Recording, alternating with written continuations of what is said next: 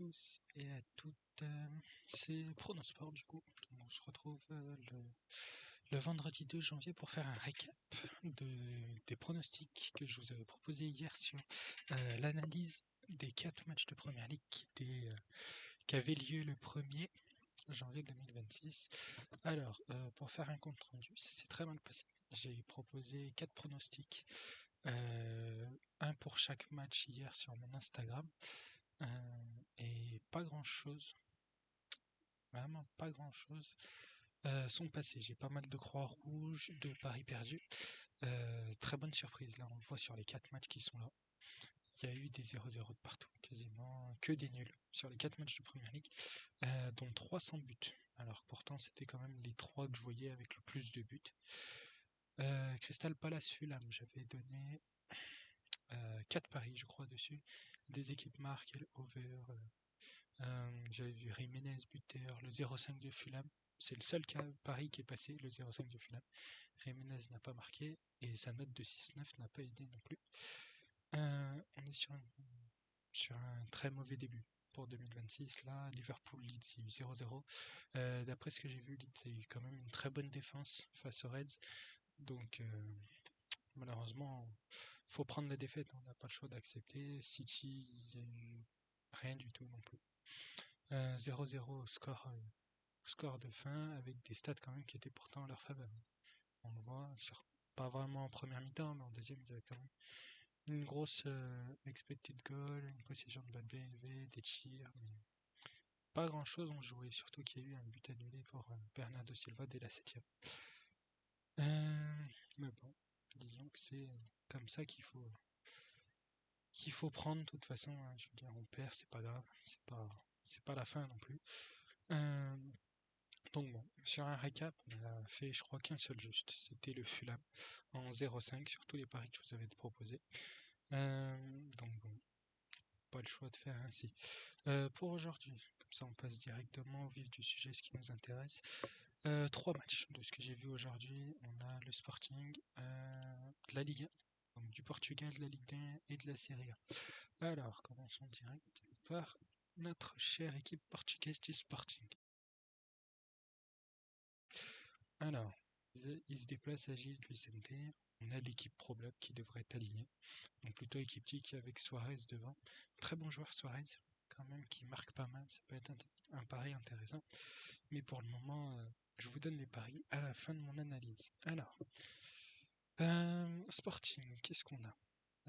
Déjà par rapport au classement, on a quand même 2 bonnes équipes. Hein. Le deuxième face au 4e. Les 2 ont une place européenne.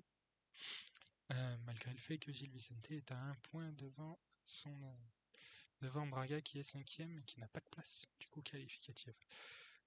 Qu'est-ce qu'on a? Et on a notamment un Sporting qui est quand même bien devant le Benfica, mais qui peut quand même essayer d'aller chercher le Porto, même si ça reste très compliqué. En termes de buts marqués, de buts pris, on est sur 21-11 pour Gil Vicente et 46-8 du Sporting. Donc honnêtement, très bonne équipe le Sporting.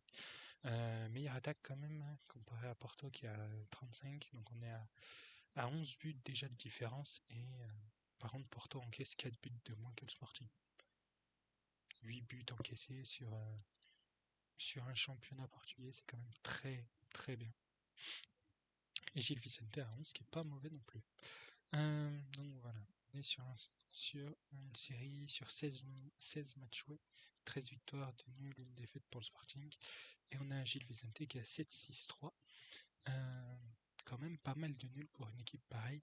Donc on voit qu'elle se débrouille quand même à domicile, malgré qu'elle ait un nombre de défaites qui est de 50%, qui est quand même de 2 défaites pour 4 victoires. Donc c'est un peu une équipe, soit elle gagne, soit elle fait une défaite chez elle, et très peu de nuls, mais qui a un ratio positif. 9 buts marqués, 5 encaissés, très bon ratio. Le Sporting à l'extérieur est quand même très bon. 0 défaite à l'extérieur, 7 victoires, 1 nul. Donc quasiment des victoires à chacun des matchs sur les 8 matchs à l'extérieur. 19 buts marqués, 5 encaissés. Très très bon ratio quand même pour une équipe qui a quand même 2 joueurs dans le top 6 des meilleurs buteurs, donc avec Suarez, Gonçalves, et on a Pablo de Gil Vicente, on va regarder dessus. Luis Suarez, qui a fait un très très bon match face à Rio Ave, 9,6 de notes avec 3 buts, une assist. Excellent match, il n'y a rien d'autre à dire qui se rattrape de son match face au Sporting, où il n'avait pas été très bon. Ensuite, on a le Pedro Gonçalves, donc, qui est blessé, malheureusement, mais qui fait partie quand même des 6 meilleurs buteurs du championnat, qui est quand même bien placé pour un joueur qui est quand même blessé depuis 5 matchs. Donc, oublions ce buteur. Et on a Pablo, notamment du Gil Vicente, qui est pas si mauvais, 7-4, 7-6 en termes de notes, en ayant joué 33 minutes et 75 minutes, et qui a marqué à chaque fois. Ça peut être un pari intéressant également. Alors, en regardant les stats, on a quand même un Gil Vicente qui est sur des nuls. 0-0, 1 partout, 2-2, 2-2. C'est une équipe qui marque mais qui encaisse énormément, notamment sur les derniers matchs, comparé au Sporting qui un peu déroule. Malgré sa défaite en Ligue des Champions face au Bayern, elle enchaîne. 6-0 quand même face à l'AFS. Santa Clara qui était de la coupe, quand même gagné en prolongation. 4-1 et 4-0. Donc voilà. Gil Vicente qui fait nul face à Rio Ave et Rio Ave qui se prend quand même une tôle face au Sporting. Ensuite, Gil Vicente à domicile. Plutôt des bons résultats, 3 victoires sur les 5 derniers matchs chez eux. Une défaite, 1-0, c'est pas grand chose, et 2-2. C'est une équipe qui s'accroche bien quand même à domicile. Comparé au Sporting qui a un déplacement un peu plus compliqué sur les 5 derniers matchs. On a quand même 2 victoires, même si celle en coupe et compte un peu moins, mais ils ont quand même marqué et pris des buts sur les 5 derniers matchs, donc ça peut être intéressant. Mais bon, en termes de résultats sur les confrontations, on a du 2-1 Sporting, 1-0 Sporting à Gil Vicente, 0-0, 4-0, 3-1. Et si on compare les rencontres à domicile, ils sont quand même bien tenus le Sporting. 1-0, 0-0, 4-0, 2024 quand même, 0-0, 3-0. Je m'attends pas à un score non plus très élevé, mais pour vous donner un ordre d'idée dessus, je partirais peut-être sur le Sporting ou match nul. Soit je mettrais le 0-5 sur Gil Vicente, qui est un très bon pari je pense, avec peut-être le but de Varela ou de Suarez. Varela je crois que c'est bien l'Arbonne. Non, c'est pas lui leur buteur. Est-ce qu'ils vont l'animer surtout? Donc bien sûr pour les buteurs, attendez toujours la compo. Pablo buteur ou Suarez. Donc après il faut voir s'il sera aligné. Là je l'ai pas dans la compo. À moins qu'il soit blessé. Non, Pablo est inactif. Ok. Il est incertain. Ok. Donc disons qu'on reste quand même sur Suarez et Pablo ou Pablo buteur. Après voilà, ça dépendra de la compo finale. Pour le moment on n'a pas d'idée. On a juste ça, mais bon, c'est que les probables peuvent vite changer, donc on verra ce que ça donne. Alors, pour ce match-là, en termes de paris, si on récapitule, on a le Sporting pour moi que je vois gagner. Pas beaucoup de buts, je pense pas qu'ils vont en mettre énormément. Donc je serai plus sur la victoire du Sporting ou le match nul. Ça peut être une petite cote par contre, pour une équipe qui est quand même cotée à 1,41 sur 1,43 sur Paris Sport en ligne. Donc c'est des toutes petites cotes. Le nul 2 ça va être tout petit. Mais vous pouvez tenter la victoire du Sporting avec Suarez buteur ou Pablo. Ça dépend s'il sera titulaire. Mais à voir, je pense que Suarez ça reste un bon joueur dans ce genre de confrontation. Et c'est qui avait marqué au dernier match? Quaresma et Aloro. Je sais pas s'il était là. Non, c'était l'époque avec Gyökeres. Ok. Voilà, c'est à peu près les paris que je vous donne sur ce match-là. Je vous récapitule tout comme sur la vidéo d'hier et vous pourrez choisir tout ça. Je vous conseille quand même de me suivre sur Instagram. Je poste les derniers paris au moment où les compos tombent.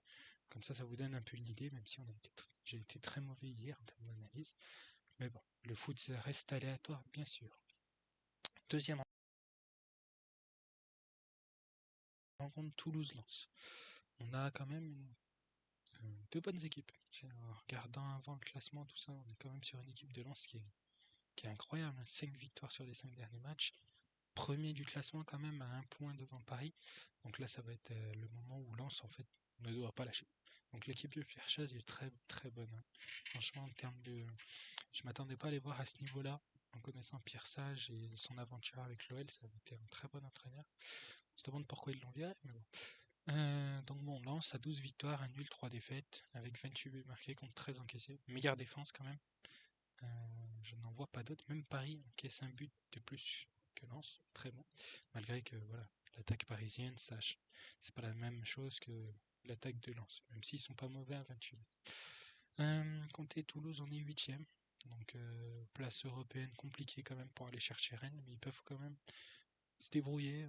On voit quand même qu'ils sont à égalité de points avec Monaco 9ème, Strasbourg 7ème, et que Angers est quand même à un point derrière. Donc ça peut se jouer sur ce milieu de tableau là. Donc à voir ce que ça peut donner sur ce match-là. On a un Toulouse à domicile qui est quand même sur un rapport sur 8 matchs de 3 victoires, 3 nuls, 2 défaites. Plutôt à l'équilibre, ce qui est pas très compliqué quand même à analyser. Pour 14 buts marqués, 11 encaissés. Donc ratio positif en termes de buts pris et encaissés. Mis et encaissés, pardon. Et Lens à l'extérieur est quand même à des résultats moins bons qu'à domicile. Ça reste quand même excellent, 5 victoires, 2 défaites, un nul, avec 12 buts mis contre 9 encaissés, toujours quasiment la meilleure défense. Marseille est devant en termes de défense, donc ça peut être intéressant. En termes de buteurs, on a quand même 4 joueurs qui peuvent se détacher du lot. Hudson Edouard, je crois que c'est Hudson Edouard, je suis pas sûr. Wesley Saïd, Florian Thauvin, et on a un ouais c'est ça, Hudson Edouard qui est sur un mauvais match quand même en Coupe de France. 6-6, c'est pas énorme. Après, il a joué 21 minutes, ça se pardonne. Donc, je le pense titulaire. 21 minutes jouées. Il a fait un bon match face à Nice. Il devrait être titulaire avec lui. C'est justement lui qui a mis le but. Ça peut être un bon choix en termes de buteur. Wesley Saïd qui se débrouille pas si mal non plus, qui devrait être titulaire aussi. 21 minutes jouées en Coupe de France. C'est possible qu'il le fasse. Pierre Sage va le faire débuter, je pense. Un Florian Thauvin qui sera titulaire pour moi, pas dans l'équipe Coupe de France.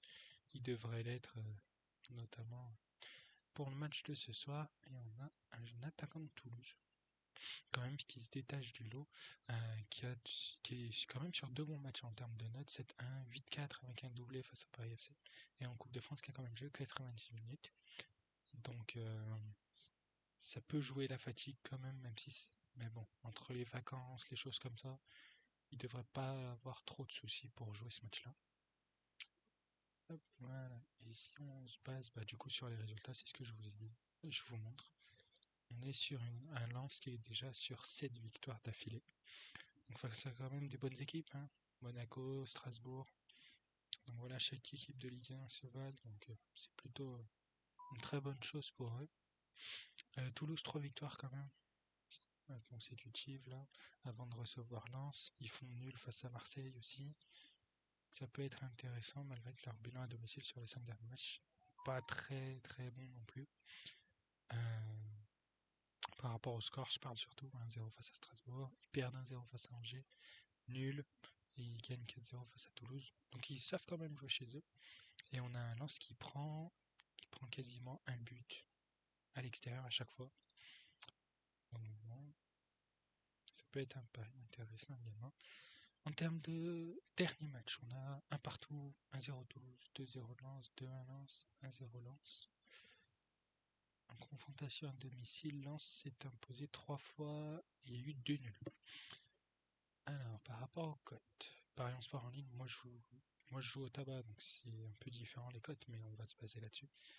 La victoire de Lens qui n'est pas donnée, quand même, on est sur un majoritairement Strasbourg. Toulouse qui est donné favori en termes de cotes. Moi je partirais sur le nul 2 de Lens. Lens est quand même en forme, ils vont vouloir continuer. Je les vois mal perdre. Et surtout ils peuvent quand même continuer sur leur lancée et espérer avoir gardé la première place avant que Paris joue. Je crois que c'est demain normalement.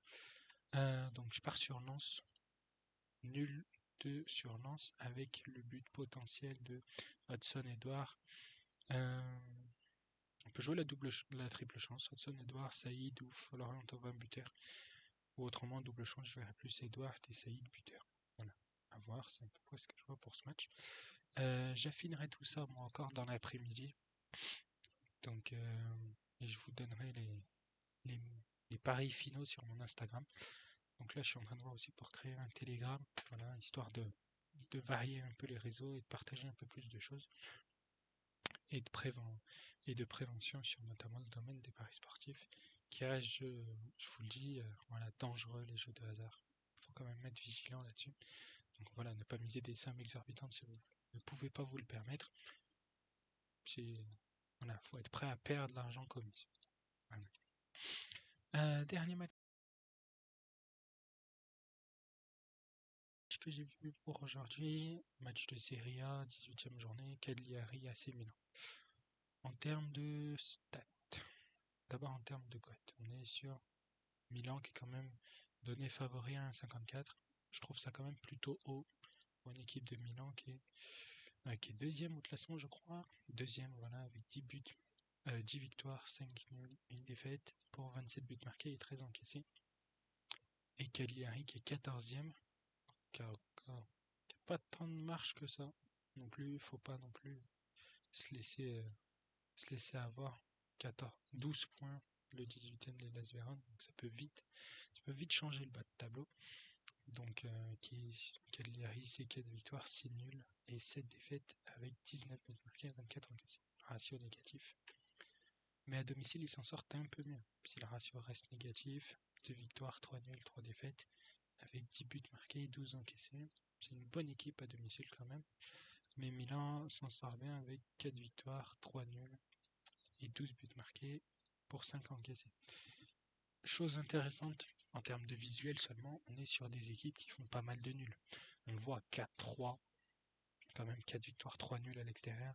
Cagliari qui est sur 3 nuls, 3 défaites. Et même en global, on a 5 nuls pour Milan et 10 victoires. Et on a 6 nuls, 7 défaites pour Cagliari. Le nul est quand même probable. Je suis un peu là-dessus. En termes de buteurs, on a Pulisic qui est deuxième et Rafael Leao. Il est blessé déjà depuis 3 matchs. Son retour, je ne pense pas. Donc on l'enlève. Et on a un Pulisic qui est noté blessé. On va voir ça directement. Pulisic, blessure à la cuisse. Donc il est encore incertain. Nkunku est absent. Jiménez aussi. Qui perdent quand même pas mal d'attaquants sur un style comme ça. Rafael Leao est bien là. Donc on va dire que l'attaque va être portée par Rafael Leao. Puisque Loftus-Cheek est milieu de terrain, je crois, à la base. Donc, offensivement, Milan peut quand même se retrouver en difficulté. Hein. On a des attaquants en moins, ça peut être plutôt compliqué pour eux. Et en termes de stats, on est sur des équipes où les résultats varient. Le Cagliari gagne 2-1, 2-2, 2-1. Donc il y a eu 2-1 face à Torino, 2-2 face à Pisa, ils perdent 2-1 face à l'Atalanta, gagnent face à l'AS Roma quand même, et en coupe, ils perdent 2-1 après les points face à Naples. Et Milan s'en sort bien, les Hellas Vérone ils gagnent, ils perdent face à Naples quand même, ils font nul. Sassuolo, le Torino ils gagnent 3-2 et ils perdent face à la Lazio. En termes de domicile, on a quand même une équipe qui fait quand même 2 nuls, 1 victoire, 2 défaites. Et Milan, on est sur 2 défaites, 2 victoires, 1 nul. Donc c'est un pari assez compliqué. En termes de stade, visuellement, c'est compliqué à trouver. Mais quand on voit les derniers matchs, on a un partout, 3-3, 5-1, 4-1, 3-1, 1-0. Donc on est quand même sur plus de 5 matchs où ils marquent, où les deux équipes qui marquent. Et à domicile, Cagliari est quand même une équipe qui se laisse pas faire. Donc, pronostic final, je partirais sur le 0,5 de Cagliari, le match nul en fun, et potentiellement le 1 ou nul de Cagliari. Au niveau de l'effectif de Milan, d'attaque, je peux me tromper hein, bien sûr, c'est des paris sportifs, on l'a vu hier, on le verra encore peut-être demain, voire aujourd'hui. Mais Milan peut se retrouver en difficulté offensivement, même s'ils ont quand même une très très bonne équipe. Donc ça peut être intéressant de voir une surprise Cagliari ou même le match nul à voir. Donc en récap, 0,5 de Cagliari, donc au moins un but de Cagliari. Le 1 ou nul sur Cagliari ou le match nul. Autrement, vous pouvez jouer le nul 2 de Milan avec les deux équipes qui marquent par exemple. Ça peut être un pari intéressant. Mais pour moi, le moins de 2,5 buts ou moins de 3,5 buts, ça devrait passer facilement. Je vois pas énormément de buts là-dessus. Donc à voir mon affinage et à voir ce que j'en vois sur Instagram. Donc, voilà pour le récap des 3 matchs que j'ai vus aujourd'hui. Al Nasser, ça je l'ai pas vu. La Saudi Pro League, à analyser, c'est plutôt compliqué. Donc non, je vous laisse là-dessus. Portugal, France, Italie en termes de pays dans lesquels j'ai vu des matchs. Donc je vous affiche bien sûr tous les paris à chaque fois que je fais mon analyse, vous avez tous les paris. Donc voilà, et demain on se retrouve pour un récap ainsi que de nouveaux matchs. Donc j'ai pas encore regardé, mais on va avoir un peu le temps pour les trouver. Voilà, donc je vous laisse là-dessus, je vous laisse me suivre également sur Instagram pour avoir un peu plus d'analyse, etc. Et d'avoir surtout mes pronostics finaux. Voilà. Allez, bonne journée à tous, soyez prudents quand même sur les paris sportifs et nous on se retrouve demain.